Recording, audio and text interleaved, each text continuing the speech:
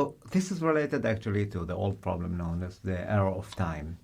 There are several errors of time, the thermodynamic, the biological, the cosmological, and so on. And actually what you're describing is perhaps the most profound error of time. And this is the evolution of the universe from the present, from the past to the present to the future. You say that this evolution is real, contra Einstein. Against relativity theory, you say that the universe is not a block universe. And the time is somehow unique. It's not like the dimensions of space. And that the future is being really created anew at every moment. Actually, you do have a paper, which is a beautiful one, Every Moment a New Universe, which you wrote with Popescu and others. And I find it also one of your most profound contributions to the understanding of time. I had the privilege of participating in a few of these researches, and so I know it works in the laboratory. So the reason why I have a new possibility of thinking also about the future coming back and affecting the present, it's only because of the uncertainties. Because if there were no uncertainties, I could not make a selection in the future once the past is known completely. But because of the uncertainty, I can select part of them. And then also because of the way that I do only weak measurement in the middle, for each individual particle, they are sufficiently uncertain that I could not see the future. I can see the future only on all of them together because I selected only those. So in this way, I find that there is new way of nature to have the future also relevant for the present. Now, this certainly is true only about microscopic systems. On the other hand, when I come to the issue of free will, I'm running into the following difficulty. Suppose even that I believe that I am free to make a choice. How do I make the choice? Up to now, so people will say you make the choice, you have the following education, you have all the following, all your properties. Out of this, you make a choice. So everybody will know all my properties and all my education will be able to predict what I'm doing. So in a sense, it's not a real freedom because it's dictated by the past.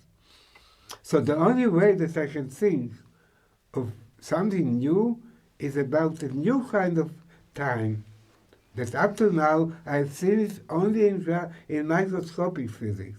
But I believe that there is a possibility of a new type of issue of decision. Issue will be a kind of a dynamic interaction. I'm trying to make a decision in the present, but in some sense, that decision begins to propagate in time to the future, and if something of that can come back and affect the present, that will make a new way of discussing decisions and freedom. It of course opens the way to huge number of paradoxes. If something comes back from the future, like the present, everybody knows the type of paradoxes there are.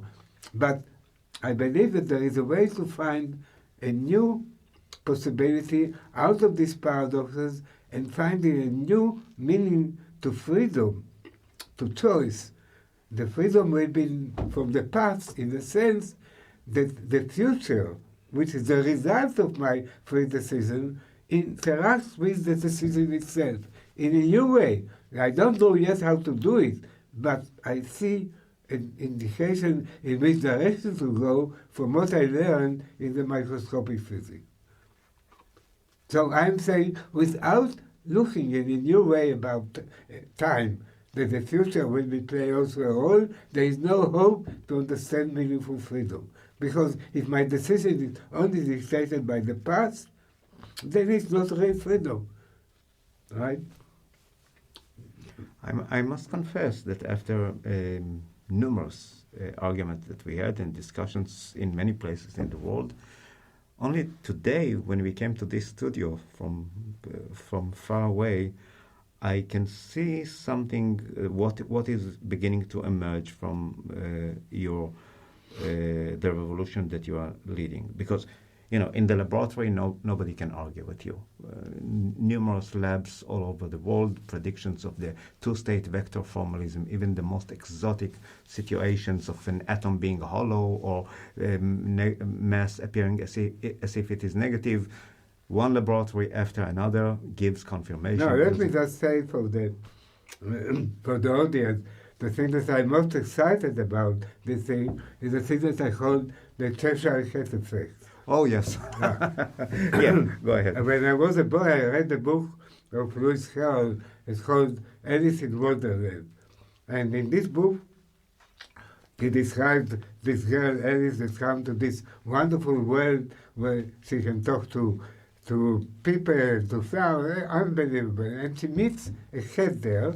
The cat came from Cheshire region in England, so it's called the Cheshire Cat. And she talks to the cat, and suddenly the cat gets angry and decides to leave her. But it does it in a very strange way. First, the tail of the cat disappears, then the body disappears, then the face disappears, and the only thing that is left is the smile of the cat. So when everybody reads this book, including me, I say, okay, the guy is crazy. He's talking about something that can never happen. How can you have a smile without a cat? And then I discovered in quantum mechanics exactly that thing can happen.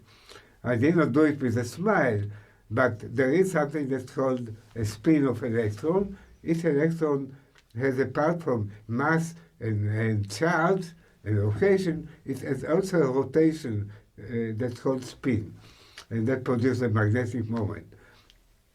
And you can never separate the spin from the electron. Sure. It's there. Like spin the must be, spin must be of something, something then, spinning. By using my new approach of pre-selection, post-selection, the two-state vectors, and doing experiments in the middle, I found that there's a way to take a neutron and send it in two orbits.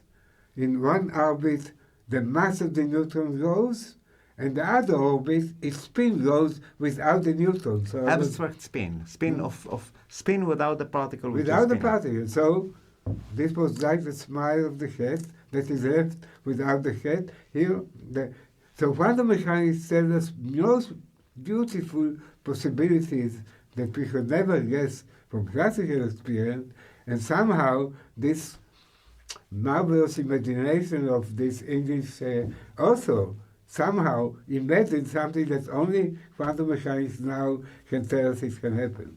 Very amazing. Absolutely. So I confess that after many years, which I'm struggling with your ideas, especially about free will, I think that I begin to see the emerging picture. As I said, nobody can argue with you about what you predict about particles. I mean, the Cheshire Cat has been studied in many laboratories, and it turned out that it's really strange. The particle is here, the spinning particle, but its spin goes on the other path. But now you equally boldly say that the greatest mysteries of the human mind, such as freedom of choice, free will, and so on, can be solved this way.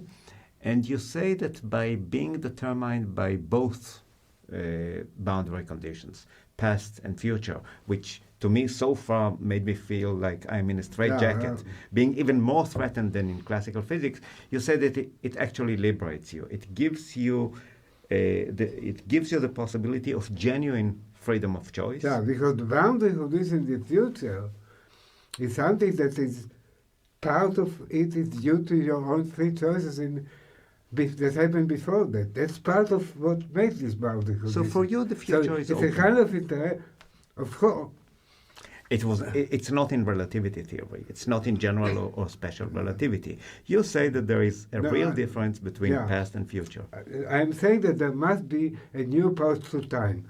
The new approach to time must have in it the idea that you have a bed that is present that goes to another present. So in fact, I have a formula that describes two kinds of times.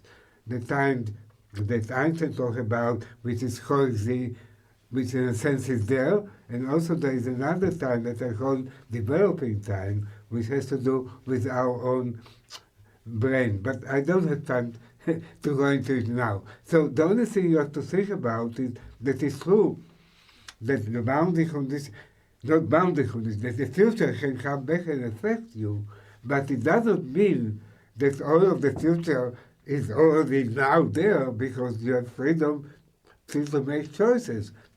So it's a kind of something that is dynamic and goes all the time. The present affects the future comes back and affects the present. And so this is a new kind of a dynamical approach to time. It's not some just fixed thing that is there. And I'm saying that the only way that could give us a true possibility for free will and a true possibility for a dynamical evolution of time. I remember that you said in your 90th birthday that by your 100th birthday you're going to solve the mystery of... maybe by 110, I'm not sure. Okay, so we still have what to expect. Yeah.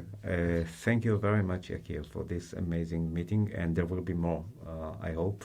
I hope and so thank too. you for the privilege of working with you and learning from you. Okay.